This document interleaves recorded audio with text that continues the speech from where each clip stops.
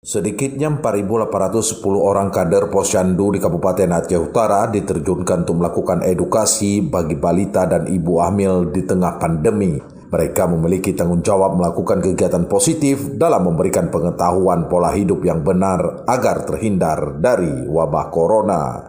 Kepala Bidang Kesehatan Masyarakat Kesma Dinas Kesehatan Aceh Utara, Samsul Bahri mengatakan, kehadiran para kader Posyandu nantinya dapat mencerdaskan pola pikir ibu melahirkan dari kematian dalam pandemi corona, termasuk juga angka stunting atau kondisi gagal pertumbuhan otak dan tubuh pada anak akibat kekurangan gizi. Dalam rangka pandemi COVID-19, kader-kader Posyandu ini mampu memberikan tentang penyuluhan prokes. Jadi nanti bagaimana mereka memberikan pengetahuan kepada masyarakat dengan 3M, menjaga jarak, memakai masker, cuci tangan.